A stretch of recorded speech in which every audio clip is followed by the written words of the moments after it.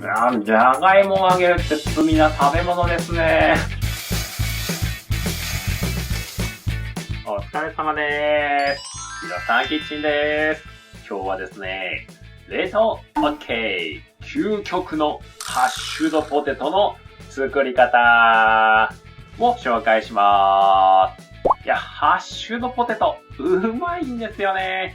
マクドナルドとかコンビニにあるとついつい買っちゃうんですよね。で、うちで作れたらお腹いっぱい食べれるんじゃないかなと思って試すんですけど、いざ作るとなると意外にカリカリにならないだったりとか、なんかいまいち味が足りないだったりとか、揚げるだけな感じがするんですけど、結構難しい料理なんじゃないかなって僕は思いました。そこで料理研究家なので、美味しく失敗なく本当に究極のハッシュドポテトをちょっと追求してみたら、これ食べちゃったらお店で買えなくなっちゃうっていうぐらい美味しいハッシュドポテトができました。それでは早速作っていきます。それでは材料を紹介していきます。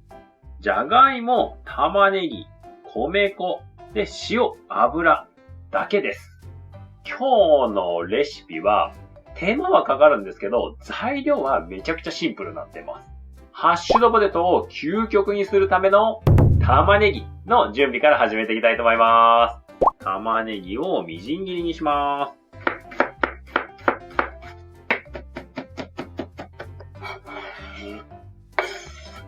塩をちょっとだけ振ります。少しですね。油も本当に少々。よく和えます。はい。そしたら今度はこれを電子レンジで温めていきま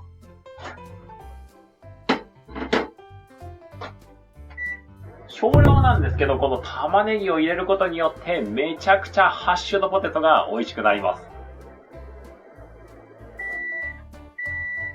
はい。玉ねぎの準備がこれで完了です。次はですね、じゃがいもの方を準備していきます。まずは皮を剥きます。皮が剥けました。それではですね、ここから第2のポイント、じゃがいもの切り方を紹介していきたいと思います。3分の2は角切り。で、3分の1は、こっちは普通に切ってマッシュポテトにします。でこれはまずはマッシュポテトの方の要は、好きな大きさに切ってもらえば OK ですね。こっちは角切りにしていきます。縦にスライスします。今度は棒状ですね。棒状に切ります。だいたい1センチ角くらいがちょうどいい大きさです。はい、これでじゃがいもの準備 OK です。この比率なんですけど、いろいろ確かめた結果、角切り、マッシュ。この割合が一番美味しくできました。じゃあ次に、じゃがいもを温める前に重さを測ります。まずはマッシュ用。これは150g なんで、塩はだいたい重さの 0.5% がおすすめです。これですね、0.7g でなじませて、まずはマッシュする方から電子レンジで温めていきたいと思います。時間の目安は、柔らかくなるまでという感じですね。で、角切りの方も一緒です。200g なので、塩は 1g ですね。もうなじませて、こっちも電子レンジで温めます。ではマッシュする方が温まったので、角切りの方も温めていきます。ざく切りの方も温まりました。ではお次にですね、じゃがいもの方をマッシュしていきます。はい、こんな感じで、こっちは3分の1の方はしっかりマッシュをしていきます。で、マッシュが終わったところへ、角切りのじゃがいも入れます。さっき温めた究極にするための玉ねぎ。そしてここで最後に登場するハッシュドポテトをカリカリにさせるためのポイント、米粉を入れていきます。で、あとこれを混ぜ合わせます。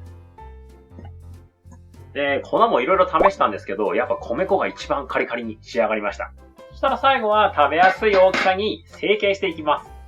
定番な小判型でもいいですし、一口でもいいですし、ここはやっぱもう手作りならでは大きさは自由ですね。ここでしっかりくっつけておかないと、揚げた後にちょっとばらけてしまいやすくなるので、ここはしっかりこんな感じで押してくっつけておきます。あと、残りちょっと作っていきます。はい。それでは成形終わったので、次はラスト揚げていきたいと思います。揚げ油を中火で温めます。で、油の温度もだいたい160から170度ぐらいがおすすめです。油が温まったので揚げていきます。いいですね。きつね色になったらひっくり返します。ここはもうお好みですね。さっと揚げて中ホクホク表面だけカリッでもいいですし、じっくり揚げてカリカリ分を増やすっていうのはどっちでも OK です。ね、いい感じでカリカリしてきました。それでは、あとは油を切って食べていきたいと思います。